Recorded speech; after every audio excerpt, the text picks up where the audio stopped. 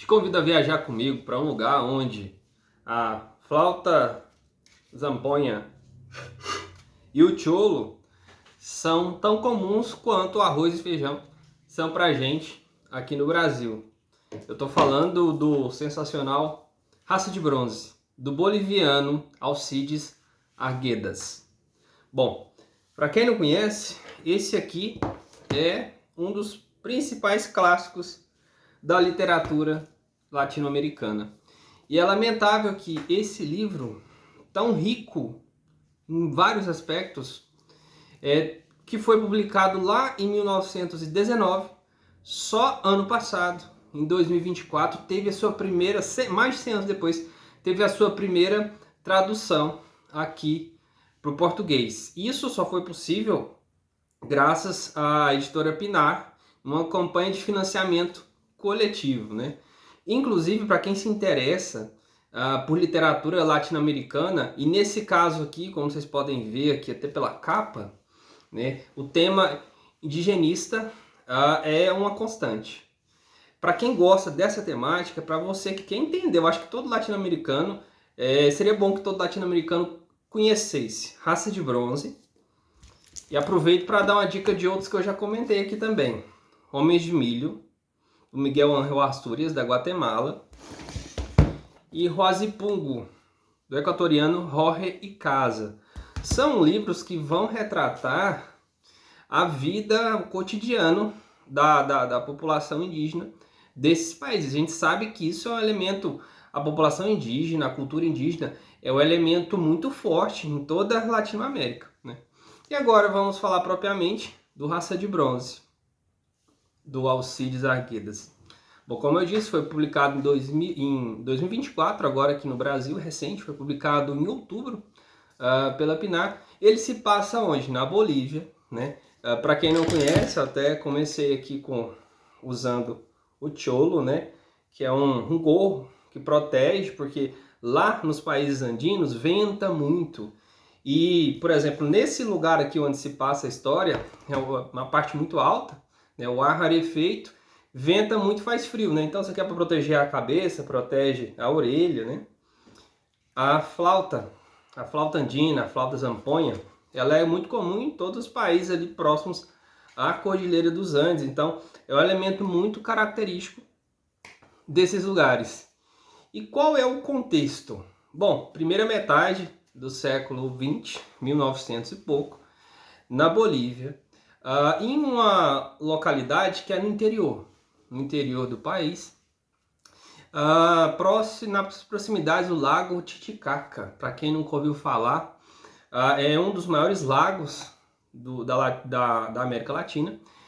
Ele é muito famoso porque existem algumas ilhas flutuantes, tem uns barcos muito típicos de lá, parecem como se fossem gôndolas, mas são feitos de totora, né, que é um capim muito grande, é muito bonito, inclusive. Então, a história se passa no altiplano boliviano, nas proximidades do Lago Titicaca, parte do Lago Titicaca está na Bolívia e outra parte está no Peru. E naquele contexto ali, os indígenas são da etnia Aymara, né? E a gente começa a história nesse contexto de interior, né? A partir de uma camponesa, de uma indígena, a Watawara. Ela é uma indígena muito bonita, conforme está aqui na descrição. Ela tem ali seu pequeno rebanho de ovelhas, ela está pastoreando, né? E assim começa a história. Um segundo personagem muito importante, um dos protagonistas, é o namorado da Watawara. Também é um indígena, né? Como eu disse, se passa num contexto de uma região próxima ao Lago Titicaca, então ele é um pescador, é o Aguiali, não sei qual que é a pronúncia correta. Ele é um pescador, né? E ele vai sair junto com outros colegas dele para vender o que eles têm de produção naquele lugar. Como eles moram perto do lago, muito peixe, né? Tem alguns grãos. E eles vão descer, eles estão no altiplano, estão na parte alta do país e vão descer para o vale para tentar comercializar. Detalhe, aqui a população indígena Aymara, ela trabalha para os brancos. Ela trabalha em fazendas e é um sistema ali, uma espécie de meeiro. Eles prestam serviço para o patrão e sairão para vender o que eles colheram, o que eles pescaram ali onde eles moram. Então assim começa a história. O que é uma coisa que me marcou bastante? A imersão cultural, porque afinal de contas é isso que eu pretendo quando eu busco esses livros aqui clássicos, porque eu tenho a minha proposta de conhecer todo mundo através da literatura. E esse aqui é tido como o clássico, o classicão da Bolívia, né? Então essa é a proposta, por isso que eu cheguei inclusive a esse livro. E sobre a imersão cultural que eu estava falando, ela é muito forte porque essa é uma característica do Alcides Arguedas.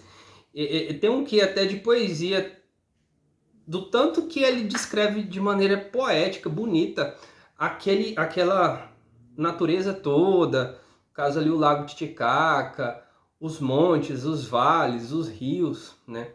Esse eu diria que é o ponto alto e ao mesmo tempo, para mim, para o meu gosto, é um ponto também que dá para fazer uma criticazinha.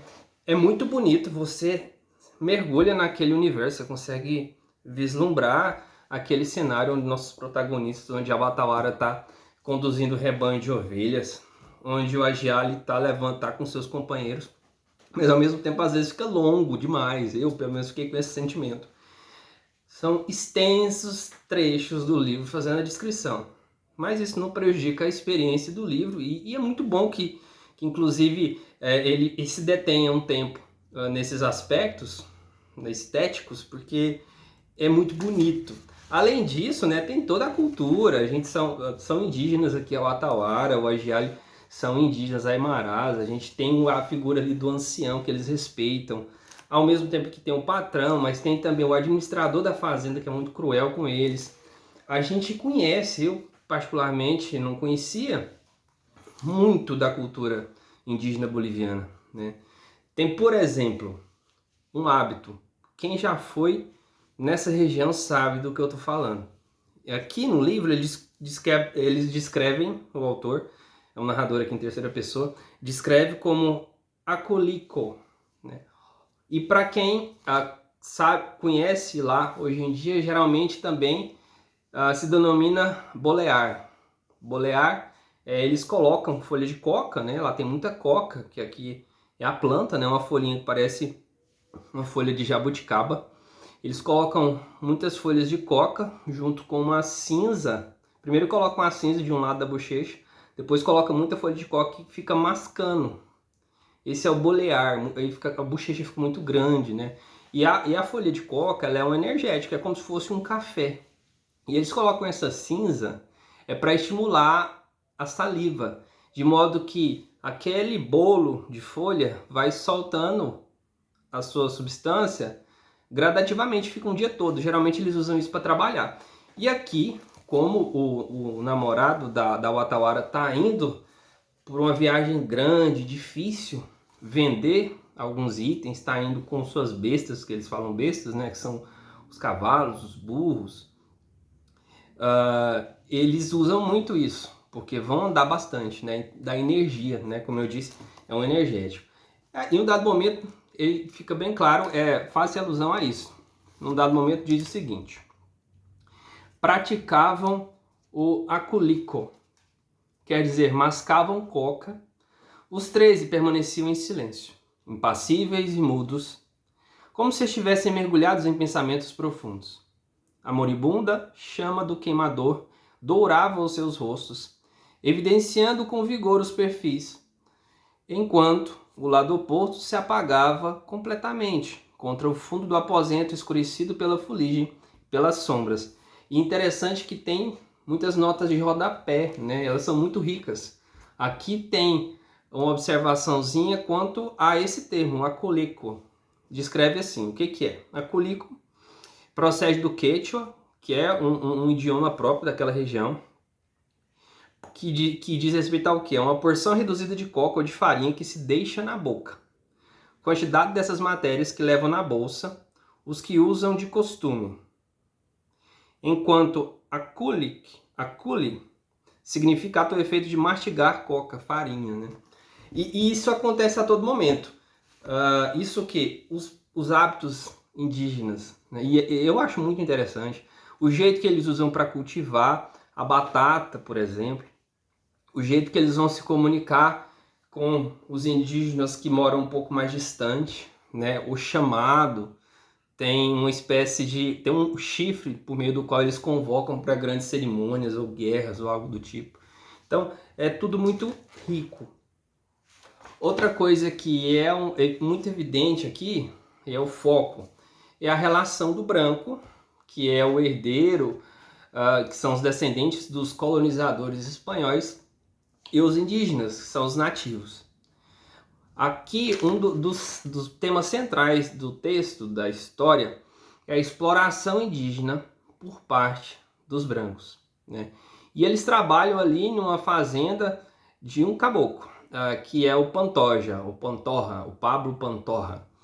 Ele é muito truculento e ele meio que sintetiza a visão de muitos grandes latifundiários ali naquele contexto histórico. Tem inclusive um trecho no qual ele deixa claro qual que é a visão dele em relação ao indígena. Ele diz o seguinte: Dom Pablo Pantorra, ou Pepe, era um jovem de cerca de 30 anos, moreno e forte compleição. Dos pais havia herdado um profundo desprezo pelos índios, a quem olhava com a natural indiferença com que se olham as pedras de uma estrada, as quedas d'água de uma torrente ou o voo de uma ave. Talvez mais, porque talvez os sofrimentos de uma besta pudessem despertar em sua alma um eco de compaixão. Nunca os de um índio. O índio, para ele, era menos que uma coisa, e só servia para arar a roça, plantar, colher, transportar a colheita no lombo das suas bestas para a cidade, vender e dar o dinheiro. Então, isso vai ficar evidente, né? Esse livro também é uma denúncia acerca do preconceito com o indígena. Isso é estranho porque o país é predominantemente indígena, né? Do ponto de vista quantitativo, né? E essa maneira de encarar e de tratar, porque eles são muito explorados, eles vivem numa espécie de escravidão ali. Isso se acentua com o passar do tempo. Principalmente quando o Pantorra volta, ele não estava lá no início da história, mas ele volta para suas terras e ele começa a maltratar ainda mais. E ele não vem só, ele vem acompanhado de outros 4 amigos, ali também do centro urbano do país, e isso vai chegar a um ponto, acontecerão algumas coisas que somadas e com um gatilho, com um estopim, isso vai ser catastrófico para os personagens que estão lá e para esses brancos, né? Então, eu diria que o livro ele fala assim da relação indígena, ele fala da beleza, mas que se contrasta com o lado sombrio, que é essa relação expoliatória do branco perante o indígena. Fala de exploração, mas também vai falar, principalmente ao final, de resistência dessa população. Não é à toa que esse aqui é tido como um dos principais, o pioneiro dos livros indigenistas lá na Bolívia. São referência para a América Latina toda. Então fica bem evidente, né, esse contraste entre o belo das belezas naturais, do Lago Titicaca, da cultura, da religião, mas, por outro lado, tem essa relação muito cruel, né, entre o branco e o indígena. Então, vale muito a pena. Eu não conhecia, fico feliz, né, que tenham essas campanhas de financiamento coletivo. Graças a elas, depois de 100 anos, esse livro aqui chegou no Brasil. E é uma edição, como vocês podem ver, olha, muito bonita, muito caprichada, como é típico da Pinar, né? Tem toda uma contracapa aqui, né, porque é bom. O livro, a gente não pode julgar o livro pela capa, mas a capa bonita e uma boa diagramação nos deixam mais interessados, não é mesmo? Então, só para mostrar para vocês aqui, tem alguns trechos que são ilustrados, né? E evidenciam até porque a escrita do Alcides, ela foca muito na paisagem, né? Então faz muito sentido, ao longo do livro, ter cenas daquele contexto que é retratado por ele, né? Tem outra cena aqui que descrevem as bolivianas, né? Um país muito colorido, né? Enfim, fica a dica, vale muito a pena. Leia Raça de Bronze, do boliviano Alcides Arguedas.